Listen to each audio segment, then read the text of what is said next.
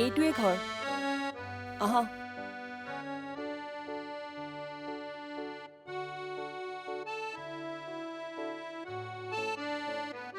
আপোনালোক তুমি তুমি ইয়াত তাৰমানে তুমি মিছা কথাও কোৱা চৰি বেয়া নাপাব এইটো আমাৰেই ঘৰ আৰু আপোনালোকে যাৰ কথা কৈছিলে তেওঁ মোৰেই মা তেখেত ঘৰত আছেনে?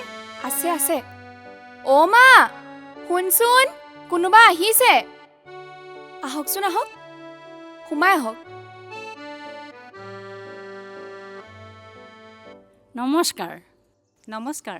আপোনালোক আমাৰ প্ৰথম পৰিচয় হ'ল যে আমি তিনিজন বন্ধু আৰু দ্বিতীয় পৰিচয় হ'ল যে আমি এটা চৰকাৰী চেনেলৰ কাৰণে জাৰ্নেলিষ্ট হিচাপে কাম কৰোঁ বুজিছোঁ, বেয়া নাপাব। মই নিশ্চয় এটা ইণ্টাৰভিউ দিব লাগিব আপোনালোকক। বেয়া নাপাব, নোৱাৰিম।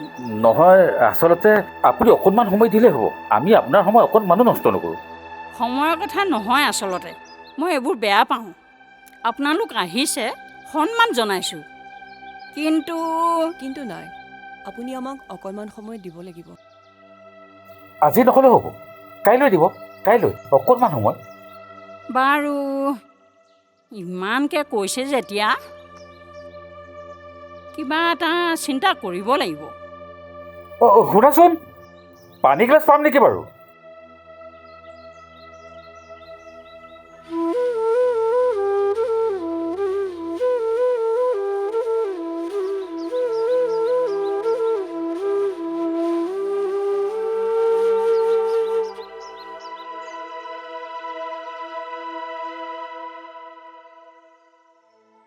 কেনেকৈ চাই আহিছিল জাননে কেনেকে?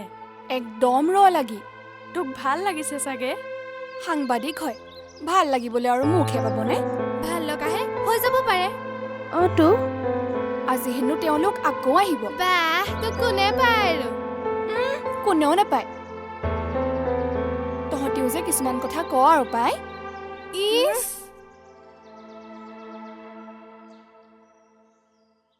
অনুবাই আহ বহ। ছোৱালী ডাঙৰে হ'ল দেখোন।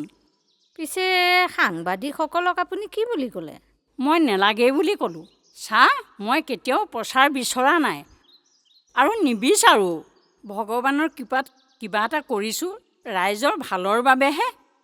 কিন্তু তেওঁলোকে নেমানিলে। আজি আহিব। চহৰৰ পৰা আহিছে চাগে তেওঁলোক। অঁ চৰকাৰী চেনেল এটাৰ সাংবাদিক এওঁলোক। একো নাই বাইদেউ, চাওকচোন ইমান দূৰৰ পৰা তেওঁলোকে আপোনাক বিচাৰি আহিছে। আপুনিও তেওঁলোকক সময় অকণমান দিয়ক, তেওঁলোকেও ভাল পাব। আমি তেতিয়াহ'লে আৰম্ভ কৰোঁ। অ' মা এওঁ মোৰেই ল'ৰা। বাবা তুমি অকণমান ভিতৰলৈ যোৱাচোন, মই এই বাহঁতৰ লগত কথা পাতোঁ। আহক।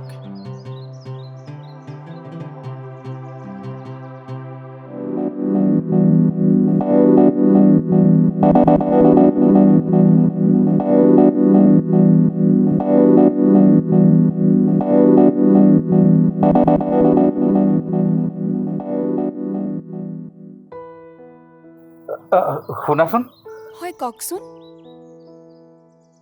তুমি এবাৰ গাঁৱৰ গেষ্ট হাউচৰ নদীখনৰ পাৰলৈ আহিবা নেকি আজি কিয় বাৰু ইয়াতে কওকচোন নাই নকওঁ আবেলিকে আহিবা আৰু এটা কথা অকলে আহিবাচোন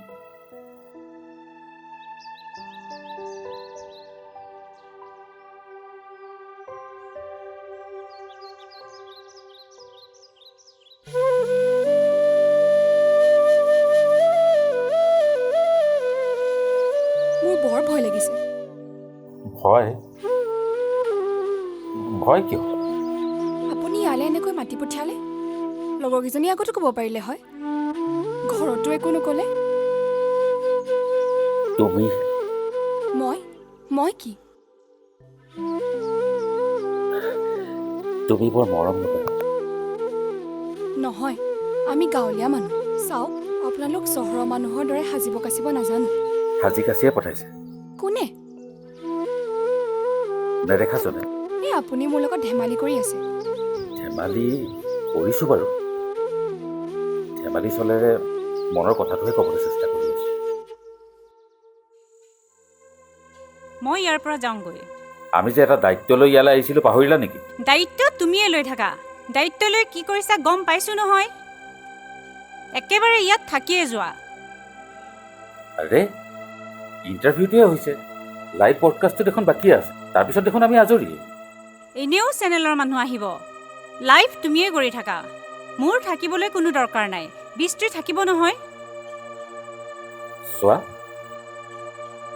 যিমানে যি নহওক আমি আমাৰ দায়িত্ব পালন কৰিবই লাগিব। কাইলৈ ব্ৰডকাষ্টটো শেষ হোৱাৰ পিছততো আমি একেলগে যামগৈ।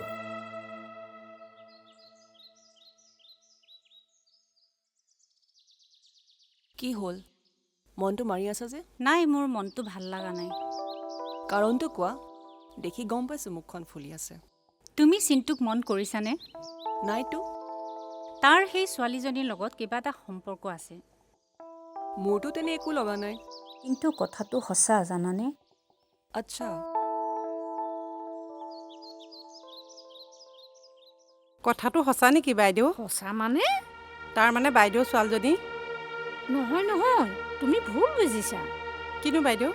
এই চহৰৰ পৰা অহা সাংবাদিক ছোৱালীজনীক সাংবাদিকজনে ভাল পায়। আকৌ সেই বাইদেউ ছোৱালীজনীৰ লগতো তাৰ মানে সেইটোহে কথা নেকি? মই ঘৰত নাথাকিলেও খোৱা বোৱাত গুৰুত্ব দিবা দেই। বহ, আপুনি পইচাকেইটা দিলে বুলিহে বহুত সহায় হ'ল দেই। হ'ব দে, মই যি পাইছোঁ তাকে দি সহায় কৰিছোঁ। পিছে আপোনাক কথা এটা কওঁ বুলি ভাবিছোঁ। কি?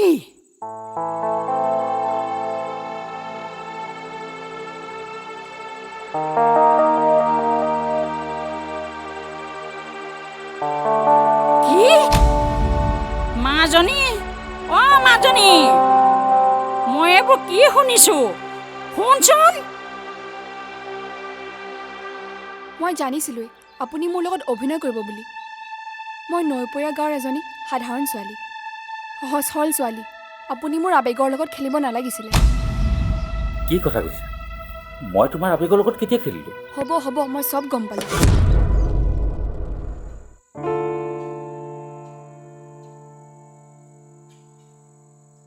মা, কি চিন্তা কৰিছ? অ' মা, একো নকওঁ যে?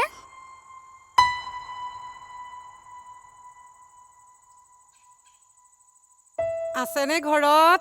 মা, কোনোবা আহিছে? তুমি ভিতৰলৈ যোৱা মাজনী। বহা। তুমি কিন্তু ঠিক কথা কৈছিলা দেই। চহৰৰ ল'ৰা আহি গাঁৱৰ জোৱাই হ'লহি। হ'ল মানে হ'লেই আৰু। হ'লে কিটো হ'ব? নাক কাণ তেনেই কাটিছে নহয়। সেই পদূলিয়ে পদূলিয়ে জোপ লাগি কথা পাতি থাকে। নক'বা আৰু এইবোৰ আৰু লাজৰ বিষয়ে।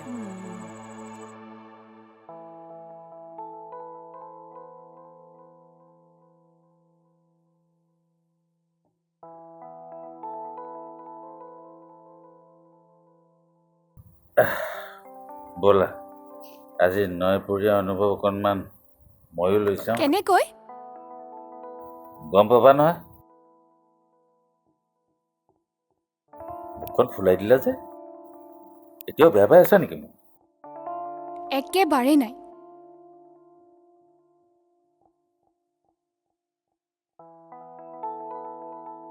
ব'লা চাওঁ, ধৰি লওঁ তোমাক। ব'লা।